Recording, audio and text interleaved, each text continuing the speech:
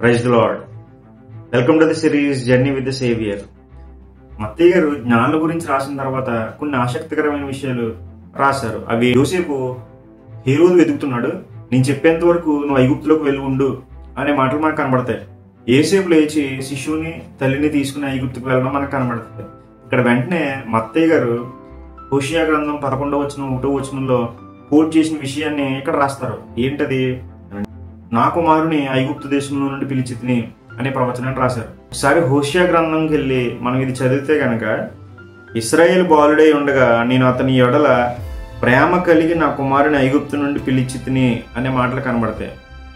Actually Hosea గారు యేసు ప్రభు గురించి ప్రవచనాన్ని చెప్పలేదు, కానీ మత్తయి గారు రాశారు.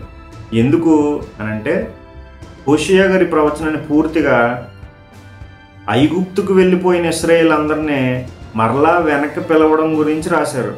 ఇశ్రాయేల్ జనం ఐగుప్తుకు వెళ్ళి రావడాన్ని ఒక నమూనాగా తీసుకుని ఇదే ప్రవచనం యేసు ప్రభు కూడా చెప్పబడింది అని చెప్తారు. అంటే మత్తయి గారి ఉద్దేశంలో యేసు ఒక నిజమైన ఇశ్రాయేలు. ఈ ప్రవచనం గురించి చెప్పిన వెంటనే మత్తయి గారు చరిత్రలో గుర్తుండిపోయే ఒక సంఘటన రాశారు.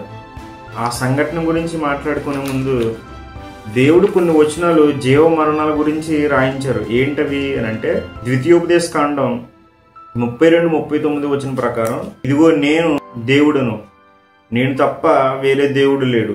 మృతునొందించువాడును బ్రతికించువాడును నేనే, గాయపరచువాడును స్వస్థపరచువాడును నేనే, నా చేతిలో నుండి విడిపించువాడు ఎవడును లేడు అనే మాటలు కనబడతాయి. అలాగే మొదటి సమయాలు 2:6లో జనులను సజీవులుగాను మృతులుగాను చేయవాడును అనే.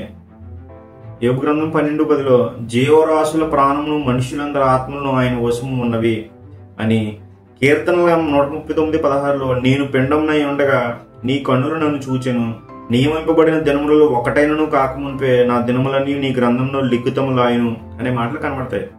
జ్ఞానులు మోసం చేశారని తెలుసుకున్న హేరోదు కనికరం లేకుండా యేసు ఎవరో తెలియదు కాబట్టి బెత్లెహేం చుట్టూ ఉన్న ప్రాంతాల్లో 2 సంవత్సరాల పిల్లల్ని అతి దారుణంగా చంపేస్తాడు. నాకు ఇప్పుడు వచ్చిన ఆలోచన ఏంటంటే, దేవుడు యేసుని రక్షించడానికి శిశువుల మరణాలకు అనుమతి ఇవ్వకుండా కూడా రక్షించి ఉండొచ్చు కదా అని అనిపించింది. ఇవే కాదు, ఇలాంటివి మనకి ఎన్నో కనబడతాయి. కయ్యేని హేబేలుని చంపేయడం, లేదంటే మన జీవితంలో డబ్బున్నవాడు డబ్బు లేని వాడిని అన్యాయం చేయడం, బలమున్నవాడు బలహీనాన్ని అన్యాయం చేయడం, ఇటువంటివి చూస్తూ ఉంటాం. ఇన్ని జరుగుతున్న దేవుడు ఎందుకు మౌనంగా ఉన్నాడు? ఇలా అంటే ఆలోచించినప్పుడు దేవుడు నిజంగా ఉన్నాడా అనే ఆలోచన కూడా వస్తుంది. అయితే దీని గురించి ఆలోచించినప్పుడు నాకు తెలిసిన 2 విషయాలు ఏంటంటే, దేవుడు మౌనంగా ఉండడానికి గల కారణం మనుషులకు దేవుడు స్వేచ్ఛనివ్వడం, నిర్ణయాలు తీసుకునే స్వేచ్ఛనివ్వడం. ఒకవేళ దేవుడు ఆపాలని అనుకుంటే కయ్యేని హేబేలుని చంపకుండానే ఆపుండేవాడు, అలాగే హేరోదు పిల్లల్ని చంపకుండానే ఆపుండేవాడు. మరి ఎందుకు ఎలా చేసినట్టు? దేవుడు ఆది నుంచి మీరు ఇది చేయాలి ఇది చేయకూడదు అని ఆజ్ఞలు ఇస్తూనే ఉన్నాడు. నరహత్య చేయొద్దు, దొంగలించొద్దు అనే విషయాలు మనకి పాత నిబంధనలో ప్రతి చోట కనబడుతూనే ఉంటది. హేరోదు యూదులకు రాజుగా ఉండి యూదుల యొక్క ధర్మశాస్త్రం పూర్తిగా తెలుసు, అయినా సరే నరహత్య చేయకూడదని తెలిసినా నరహత్యలు చేయిస్తాడు. కానీ దేవుడు మౌనంగా ఉన్నాడు. దానికి గల కారణం, ప్రతి మనిషి యొక్క నిర్ణయాలు దేవుడు గౌరవించడమే. దేవుడు మనుషుల ముందు ఇది పాపం, ఇది చెడు, ఇది మంచి, మీరు ఎలా చేయాలని చెప్తున్నప్పటికీ వాళ్ళలో ఉన్న స్వభావాన్ని బట్టి వాళ్ళు చెడునే అనుకుంటారు. అలా హేరోదు పూర్తిగా తన స్వచిత్తం వలన, తను తీసుకున్న ఒక చెడు నిర్ణయం వల్లే 2 సంవత్సరాల పిల్లలు మరణించారు. ఇది పూర్తిగా ఒక దురాశ వలన, చెడుతనం వలన కలిగిన అన్యాయమైన మరణమే అయినా దీనిని పూర్తిగా మనం చెడుకి మంచికి జరుగుతున్న ఒక యుద్ధంగా చూడాలి. ఎందుకు అని అంటే, దేవుడు మంచి జరిగించమని చెప్తూ వస్తూ ఉంటే ఒక పక్క నుంచి సాతాను మనుషులను ప్రేరేపించి చెడుతనం విస్తరింపజేస్తూనే ఉన్నాడు. మరి ఎలా ఈ అన్యాయాల నుంచి తప్పించుకోవాలి? వీటి నుంచి తప్పించుకోవడానికి కాబోలు కొన్ని మాటలు దేవుడు రాయించారు. అందులో మత్తయి సువార్త 26:41 వచనంలో, మీరు శోధనలో ప్రవేశించకుండానట్లు మెలకువగా ప్రార్థన చేయండి అని.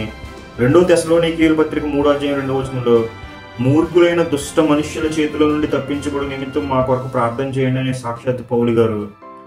మత్తయి సువార్త 6:13 వచనంలో, యేసు ప్రభు నేర్పించిన ప్రార్థనలో ఒక ప్రార్థన ఏంటి? మమ్మల్ని శోధనలోకి తేక దుష్టుల నుంచి మమ్మల్ని తప్పించమని అనే వచనాలు మనకు కనబడతాయి. అంటే ఇలా అన్యాయాలకి గురి కాకుండా ఉండాలి అన్న ఖచ్చితంగా మన ప్రార్థనలో ఈ ప్రార్థనలు మనం ఖచ్చితంగా చేయలేదు. దుష్టుల నుండి మమ్మల్ని తప్పించుము అని. ఇది మొదటి కారణం అయితే, రెండో కారణం ప్రవచనం ఎప్పుడో చెప్పబడింది. ఏంటా ప్రవచనం? 17వ వచనంలో రామాలో అంగలార్పు వినబడెను, ఏడుపును మహారోదను కలిగెను. రాహేలు తన పిల్లల విషయమై ఏడ్చుచు వారు లేనందున ఓదార్పు పొందనలకు ఉండెను. ఇది చదువుతున్నప్పుడు కూడా రాహేలేమో ఎప్పుడో యాకోబు నాటి మనిషి, కానీ ఇక్కడ మత్తయి గారు రాహేలు గురించి తీసుకొచ్చారు. ఈ ప్రవచనాన్ని చూస్తే ఇర్మియా గ్రంథం 31వ అధ్యాయం 15వ వచనంలో రామాలో ఒక శబ్దం వినబడెను, అంగలార్పును మహారోదన ధ్వనియు వినబడుచున్నవి, రాహేలు తన పిల్లల గురించి ఏడ్చుచున్నది అనే మాటలు కనబడతాయి.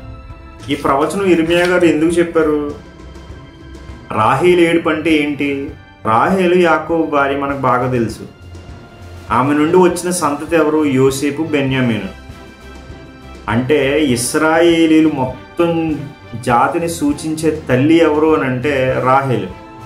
ఈ రామ ఎక్కడుంది? యోధా దేశంలోనే బెత్లెహేం దగ్గరలోనే ఒక చోటు రామ. అసలు ఇర్మియా 31:15లో చరిత్రలో ఏమైంది? బబులోను రాజు ఇశ్రాయేలీలను చెరలోకి తీసుకెళ్ళినప్పుడు వారి పిల్లలు, వారి కుటుంబాలు, వారి భవిష్యత్తు అన్నీ కోల్పోయారు. ఆ బాధను ప్రవక్త రాహేలు యొక్క ఏడుపుగా వర్ణించాడు. మరి మత్తయి గారు ఈ వచనాన్ని యేసు కాలానికి ఎలా వర్తింపు చేశారు? రాహేలు ఏడుపు అంటే యూదుల చరిత్రలోనే లేదా ఇశ్రాయేలీల చరిత్రలో ఆల్రెడీ జరిగిన ఒక అపారమైన దుఃఖం. అది మరలా ఇక్కడ పునరావృతం అయింది కాబట్టి మత్తయి గారు మరలా ఇదే విషయాన్ని కోట్ చేస్తున్నారు. మరలా దూత యోసేపుకు కనబడి హేరోదు చనిపోయాడు, శిశువును తెలియని ఇశ్రాయేలుకి తీసుకెళ్ళు అని చెప్పడం అనే మాటలు కనబడతాయి.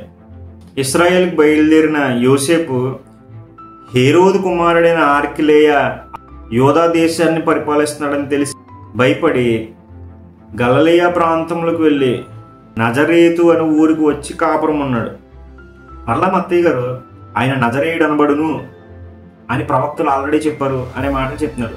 ఇక్కడ ప్రవక్త అని కాకుండా ప్రవక్తలు అనే మాటని మత్తయి గారు వాడారు. ఎందుకు అలా వాడారు అని అంటే, అసలు ఎవరు నజరేయుడు అనబడతారు అనే మాటలు అన్నారు యేసు ప్రభు గురించి అని ఆలోచిస్తే, నజరేయుడు అనే మాటకు అర్థం తృణీకరించబడిన వాడు లేదా తక్కువగా చూడబడిన వాడు అని అర్థం. ఏ వచనాలు మనం యెషయా గ్రంథం 53వ అధ్యాయం 3వ వచనంలో కనబడుతుంది. నజరేతు అనే పదానికి హీబ్రూ అర్థం ఏంటి అని అంటే నజీర్. నజీర్ అంటే కొమ్మ లేదా శాఖ అని అర్థం.